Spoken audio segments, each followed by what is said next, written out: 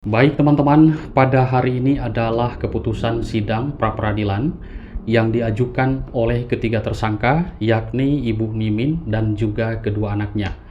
Ya, kita sebagai warga masyarakat hanya bisa menilai dan juga menonton, tidak bisa untuk memvonis, wah ini sidang bakalan ditolak, wah ini sidang bakalan diterima.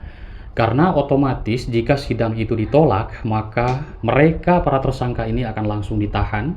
Dan misalkan diterima, kita mungkin juga bertanya, apakah dalam sidang ini nanti keputusannya, yaitu Ibu Mimin dan juga kedua anaknya akan bebas dari tuduhan sebagai para tersangka ini? Oke teman-teman, kita kembalikan saja kalau masalah itu kepada pihak kepolisian. Baik teman-teman, perdebatan kuasa hukum Ramdhanu dan juga kuasa hukum dari Pak Yosep Hidayah ini dari dulu sampai sekarang pun terus terjadi. Dan kabarnya Pak Rohman Hidayat ini pernah mengatakan juga, memang kita sudah menyimak ya di berbagai media, bahwa alur cerita Ramdhanu ini sudah benar, akan tetapi mengganti peran-perannya. Ini pun aneh sekali, kalau misalkan benar ucapan Rohman Hidayat mengatakan seperti itu, karena Pak Rohman pun dari kliennya yaitu Pak Yosep Hidayah, dan saya pun pernah mendengar seperti itu teman-teman pernyataan Pak Yosep. Bagaimana kalau misalkan nanti di pengadilan, di dalam pertengahan persidangan nanti, sidang utama tiba-tiba menyebutkan pelaku yang lain? Berarti ini makin berat sekali karena menutupi. Nah, anggapan teman-teman pun demikian, karena dugaan-dugaan dari publik mengatakan bahwa ini masih ada pelaku lain yang belum disebutkan oleh Ramdhanu. Makanya pro dan kontra di masyarakat itu wajar, ada dua versi, ada yang percaya 100% dengan keterangan Ramdhanu, ada juga yang belum percaya 100% dengan keterangan Ramdhanu, saking rincuknya kasus ini. Ada statement seperti itu, mengganti peran-perannya. Lalu siapakah yang mengganti Pak Yosep? Lalu siapakah yang diganti kok jadi Ibu Mimin perempuannya? Lalu siapakah yang menjadi Abi dan juga Arigi di malam kejadian itu? Kalau misalkan benar, ada peran diganti seperti itu. Kalau alur ceritanya benar. Nanti teman-teman kita simak saja kebenaran kasus ini.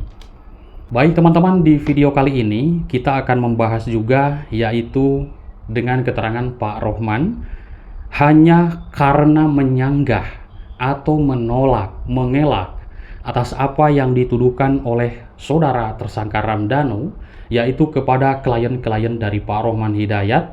Pak Rohman Hidayat menilai Yosep dan tiga tersangka lainnya tidak terlibat dalam kasus Subang, hanya karena menyanggah atas apa yang dituduhkan tersangka Ramdhanu. Mengelakkan, menolak sampai saat ini, akhirnya mengajukan sidang pra-peradilan ketiga tersangka ini, Ibu Mimin dan kedua anaknya. Sekarang itu hasil sidang, hari ini dikabarkan hasil sidang pra-peradilan. Ya, intinya teman-teman, semoga pihak kepolisian diberikan kelancaran, karena kita semuanya tidak menilai menang sidang dan kalah dari persidangan pra-peradilan tersebut, tapi ingin kasus ini terungkap. Siapa sebenar-benarnya pelakunya, kalau memang benar-benar mereka masih mengelak dan menolak atas apa yang dituduhkan Ramdhanu. Ada statement yang mengatakan dari Pak Rohman mengganti peran. Ini yang menjadi tanda tanya kita semuanya. Apakah masih ada yang ditutupi? Kalau benar-benar masih ada yang ditutupi, bukan JC dong namanya, ya kan? Karena JC itu membongkar semuanya, dari hal-hal terkecil masalah kasus ini sampai hal-hal besar kasus ini, dari mulai perencanaan dan sampai melakukan. Seperti itu. Baik. Pak Rohman Hidayat, kuasa hukum dari Pak Yosep, Ibu Mimin dan juga kedua anaknya, bersama Danu, mereka merupakan tersangka di dalam kasus pembunuhan di Subang, Jawa Barat yang telah menewaskan Ibu Tuti dan Amalia. Dulu mayatnya ditemukan di bagasi mobil. Banyak yang beranggapan atau juga dugaan dari publik itu akan dibuang ke suatu tempat, teman-teman. Dan itu sampai disayat-sayat ya, di keningnya atau di dahi, pokoknya hancur teman-teman. Sangat mengerikan sekali, dan itu terjadi di tanggal 18 Agustus 2021 lalu. Kasusnya menggantung 2 tahun lebih lamanya.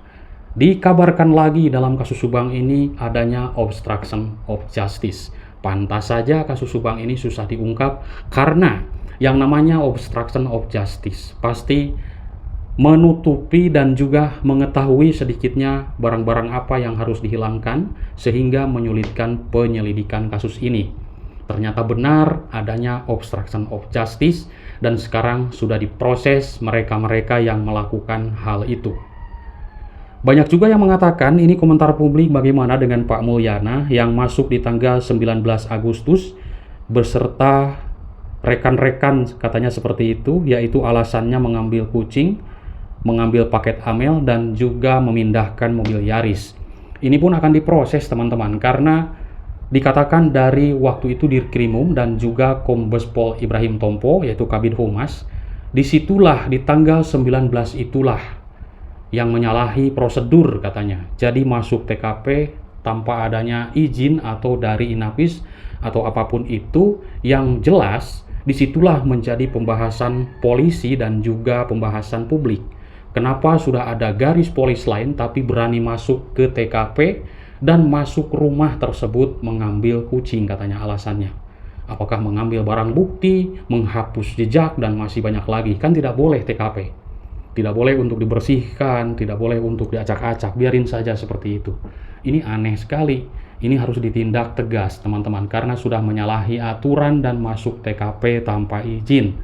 Alasan apapun itu teman-teman. Baik, 5 orang sudah ditetapkan sebagai tersangka.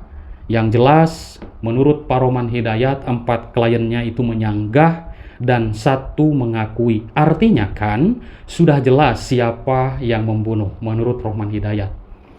Ya, Pak Roman Hidayat memang kekeh ya. Jadi kliennya itu tidak bersalah, alasannya hanya menyanggah, berarti hanya 1 orang pelakunya. Seperti itu maksudnya. Oke teman-teman, ini menjadi perdebatan antara kuasa hukum Ramdhanu dan juga kuasa hukum Roman Hidayat. Pak Roman Hidayat pun meyakini bahwa selama ini Ramdhanu masih menyembunyikan sesuatu. Sesuai dengan anggapan publik juga, banyak yang aku baca di komentar teman-teman. Jadi ada yang 100% sudah yakin apa yang keterangannya, ada juga yang belum 100% masih menyembunyikan sesuatu, katanya seperti itu.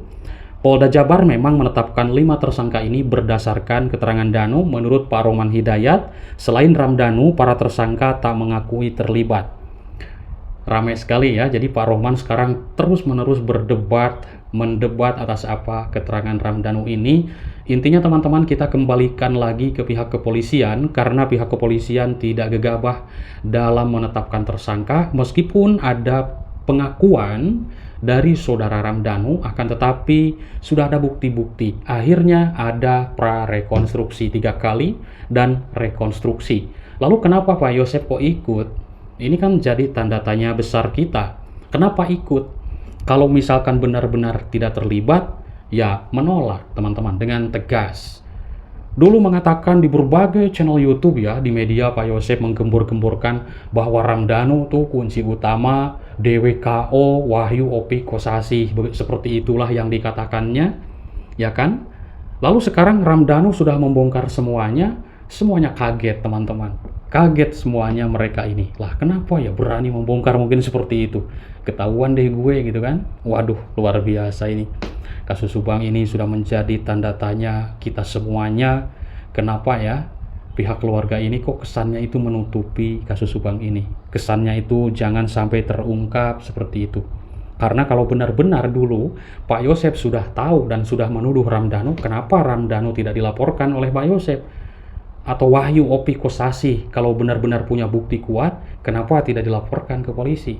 Yang ada hanya menggembar-gemborkan di media massa, di YouTube, di telepon, di voice note, ke saya juga banyak, ini rekamannya banyak kali kan?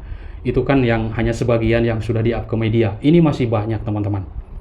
Oke, selain Ramdhanu, para tersangka tak mengakui terlibat. Ya, itu klien Pak Roman. Nah, kita lihat. Dalam sebuah rekonstruksi hanya Danu dan Yosep yang menjalani reka adegan. Namun Yosep menolak menjalani beberapa adegan. Kenapa kok ikut kalau tidak bersalah? Ngapain ikut? Tidak ditolak saja mentah-mentah. Kan ada undang-undangnya teman-teman seperti itu. Oke, sedangkan 3 tersangka lainnya yang sempat dihadirkan menolak ikut rekonstruksi. Dari 5 tersangka itu hanya Danu dan juga Pak Yosep yang ditahan di Polda Jabar. Sementara itu 3 tersangka lainnya yaitu Ibu Mimin dan juga kedua anaknya hanya dikenakan wajib lapor. Kondisi 3 tersangka tersebut dipertanyakan oleh kuasa hukumnya Rohman Hidayat. Rohman Hidayat merasa janggal karena keempat kliennya ditetapkan jadi tersangka, sementara kliennya itu pun menyanggah dan membantah keterlibatan dalam pembunuhan Ibu Tuti dan Amel di Subang tersebut. Kita kembalikan lagi ke pihak kepolisian. Nanti kita lihat di sidang utama, akankah dibongkar semuanya secara mendetail dari hal kecil sampai hal besar. Terima kasih teman-teman, kita ikuti terus sampai selesai kasus ini. Bye-bye.